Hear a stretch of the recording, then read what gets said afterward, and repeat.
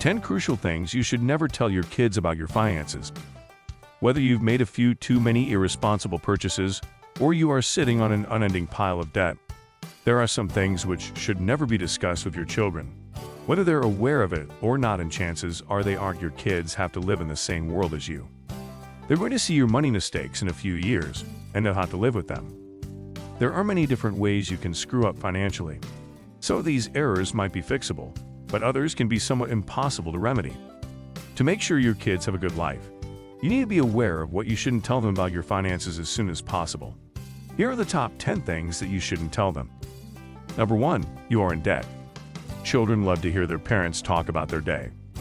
They'll be interested in hearing any stories you're willing to share.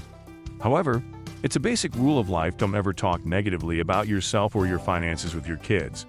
If they find out that you are in debt, they will probably be very upset with you and start making all kinds of bad decisions that negatively affect their life.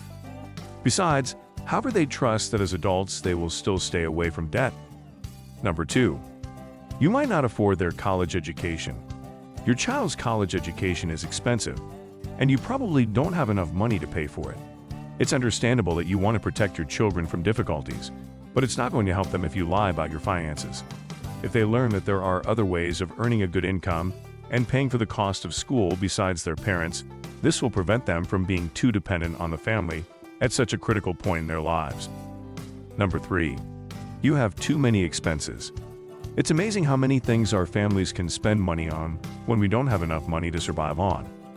You can't control how much your family spends, but you need to be sincere with your kids and talk to them about the things you can cut down on. They will understand and respect you. Number 4, you don't have a steady income stream.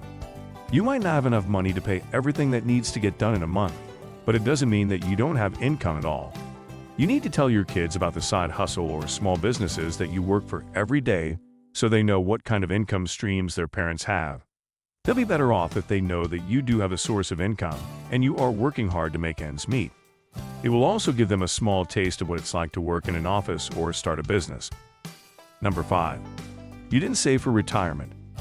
You might not have time to save for your retirement, but it doesn't mean that you can't take the time to tell your kids about the importance of saving money for the future. It's important to tell them about the importance of contributing to their retirement accounts every month. You can't force them to do it, but at least you can let them know that you value your future enough not to leave your hard-earned money for your children. Number 6, you didn't take care of yourself. You might not be in good health, and it could negatively affect your finances. It doesn't mean that you have no more chances at all, but it can be tough on everyone if it comes to this point. You might want to take care of your health before you're too old to do so. You can never know when you'll need to be on a pricier medical plan in the future, and you don't want your children to have any obligations if it gets that bad. Number 7, you aren't an expert about everything.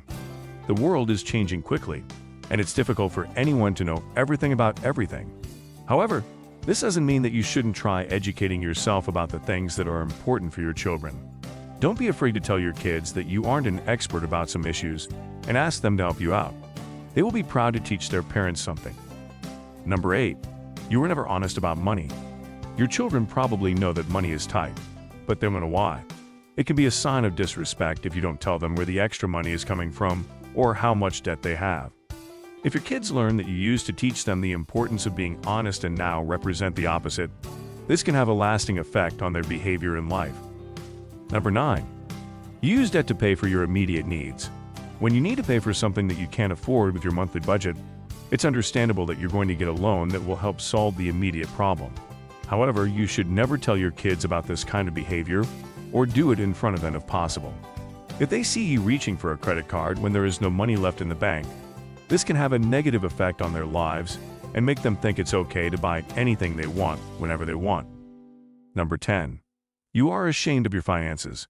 It's impossible to avoid having bad financial habits and mistakes, but you shouldn't let your feelings of shame prevent you from being honest with your children.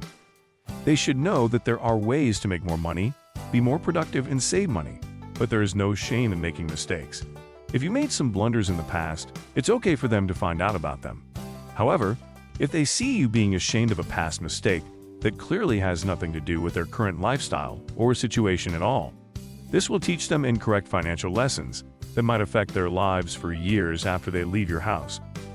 Finally, there are many different situations in life where you might not have enough money to make it in a particular month. Many times, it's impossible to know when you'll be able to pay off your debts or improve your living standards. However, this should never stop you from educating yourself and your children about the importance of creating certain financial habits and making smart decisions with money. Thank you for your time with this post. Please share this podcast with your friends, and we'd love to hear that you'll be here next time.